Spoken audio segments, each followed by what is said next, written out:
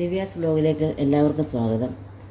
നമ്മൾ പലഹാരമായിട്ട് ഇഡ്ഡലിയും ദോശയും എല്ലാം കഴിക്കാറുണ്ട്. അതിന് വേണ്ട കറികൾ സാമ്പാർ, ചമ്മന്തി ഇതെല്ലാം നമ്മൾ ഉപയോഗിക്കാറുണ്ട്.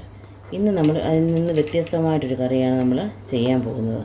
അതും പെട്ടെന്ന് തയ്യാറാക്കാൻ പറ്റുന്നത്. ഇത് ഒരു സവാള നീളമായിട്ട് അരിഞ്ഞത്, ഒരു 3 തക്കാളിപ്പഴം കഷ്ണങ്ങളാക്കി നമുക്ക് ഇതിലേക്ക് ഇട്ട് കൊടുക്കാം. ചെറിയ വെളുത്തുള്ളിയാണ്, ഒരു 4-5 എണ്ണത്തിൽ കൂടുതൽ എടുത്തിട്ടുണ്ട്. അത് നമുക്കിതിലേക്ക് ഇടാം. ഒരല്പം കളറിന് മുളക് പൊടി, പരുവത്തിന് ഉപ്പ്, പരുവത്തിന് മഞ്ഞൾപ്പൊടി. ഇതിന് ആവശ്യത്തിനുള്ള വെള്ളം ഒഴിക്കുക. നിരത്തി ഒഴിച്ചാൽ മതി. എന്നിട്ട് ഒരു 3 വിസിൽ വരെ നമുക്ക് വേവാനായിട്ട് വയ്ക്കാം. നമ്മുടെ കഷ്ണങ്ങളെല്ലാം വെന്തിട്ടുണ്ട്. നമുക്കതൊരു ജാറിലോട്ടിടാം. അതൊന്ന് അരച്ചെടുക്കാം. ഈ രീതിയിൽ ഇത് അരച്ചെടുക്കാം. വെളിച്ചെണ്ണ ഒഴിച്ച് നമുക്കൊന്ന് കടുക് വറുക്കാം.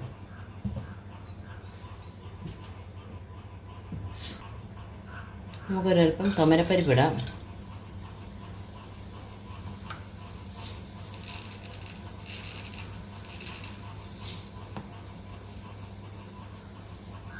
മൂത്ത് കഴിയുമ്പോഴത്തേക്കും നമുക്ക് കടുക് തളിക്കാം.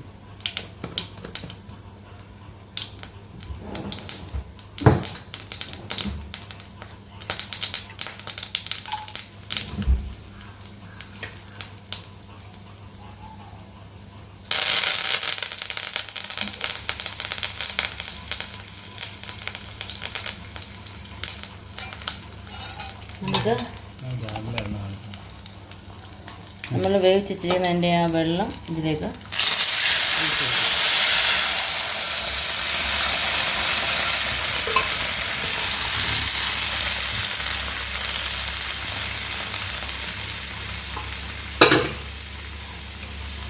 ഒന്ന് തിളച്ച് കുറുകി പറ്റട്ടെ.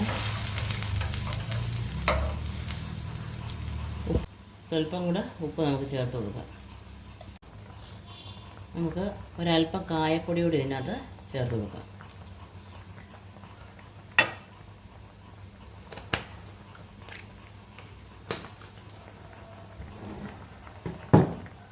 നമുക്ക് അരച്ച് വെച്ചിരിക്കുന്ന ഗ്രേവി ഇതിലേക്കൊന്ന് ചേർക്കാം.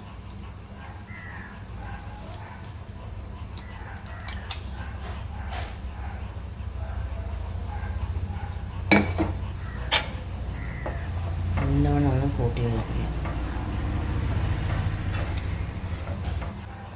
നമുക്ക് അരപ്പ് ചേർക്കുമ്പോൾ ഉപ്പ് കുറയും.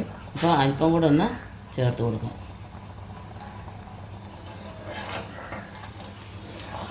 അപ്പം നമ്മുടെ അടിപൊളി തക്കാളിക്കറി റെഡി ആയിട്ടുണ്ട്. നമുക്കിനി ദോശയുടെ കൂടെ ഇഡ്ഡലിയുടെ കൂടെയൊക്കെ നമുക്ക് കഴിക്കാം. അപ്പോൾ നമുക്ക് വീണ്ടും നല്ല റെസിപ്പിയുമായി വരുന്നവരേക്കും നന്ദി, നമസ്കാരം.